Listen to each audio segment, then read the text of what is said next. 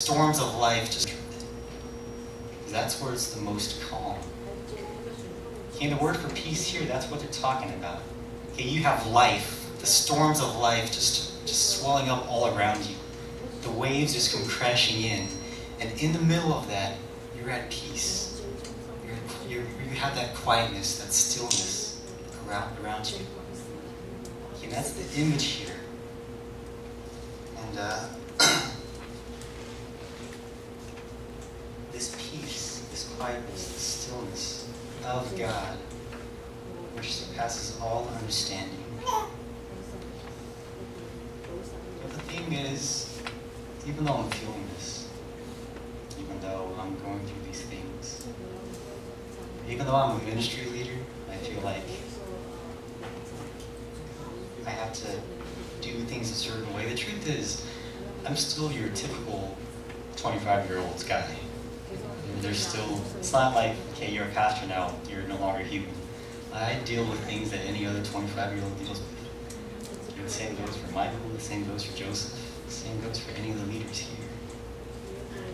The thing is, even in the midst of this, even in the midst of all these problems, even though everything climaxed last night, even though I might feel like crying, you guys have to understand that I have so much peace right now. You know, which is strange.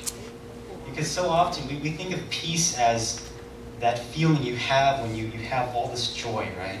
When you have love, when you have friendships, when you have kindness and laughter in your life. When you have these things, that's when peace comes. Or on the other side of it, we think of peace as when you don't have certain things. When you don't have anger, when you don't have sorrow, when you don't have sadness. Because either having this or not having this, and that's when peace comes. And I'm just here to suggest to you today that maybe peace is possible even without all these things. Even in the midst of sorrow, in the midst of pain, even in the midst of all these conflicts, I think that peace is possible. And it doesn't make sense. It really doesn't. I look at my life and the things I've gone through, and it doesn't make sense that I'm so content with everything. Okay, and as Christians, there's people who've gone through even more than I've gone through. You know, missionaries, friends that I have who've gone overseas, and they come back, and these guys are persecuted, like you won't believe. At the same time, they look at you and there's this calmness, this lack of anxiety about them. And it really doesn't make sense at all. And I think that's what they're talking about here. This peace that surpasses all understanding. Guard your hearts in Jesus Christ. I wonder if you ever thought about just our hearts, because it's an amazing thing.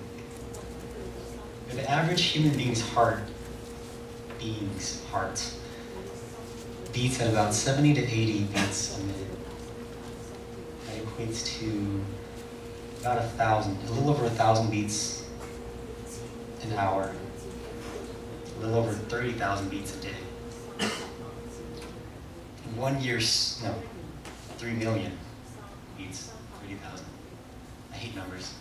I think it's 30,000 beats a day, and then in a month, it's a little over 3 million heartbeats.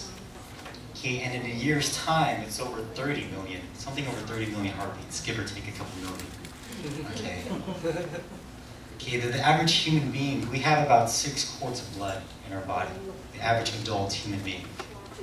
Okay, and this blood is just continually circulated. And in one day, that blood travels about 2,000 miles, which is pretty far. Okay, I yahooed how far it would be to drive from here back home to Merced in California. It's like over 3,000 miles.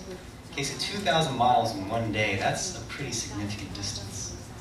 Okay, and in a year's time, your heart really pumps out over 1 million barrels of blood. So this is an amazing thing. Okay, and with proper care, with proper exercise, the human heart can do this for over 100 years.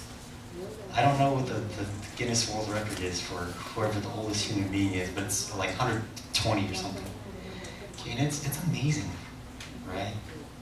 There's no machine that human beings have come close to creating that does that much, that can run flawlessly, maybe not flawlessly, but can run for over 100 years, pumps out 2,000 miles, or 2,000 miles of blood a day or liquid a day.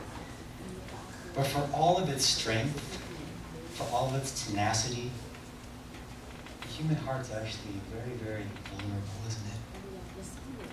It's so weak, it's so fragile. Because even though it's the strongest muscle in the human body, the human heart's also the only muscle that's so susceptible to emotional pain, to emotional distress. Okay, and doctors can try to tell you, okay, it's nothing, it's just a surge of adrenaline. But is that where it ends? Because when we're going through pain, it's not just adrenaline, isn't it? You have just that ice-cold feeling of pressure. It's closing in your heart. That pain is so real. Which is weird, because how can something so physical feel something so intangible?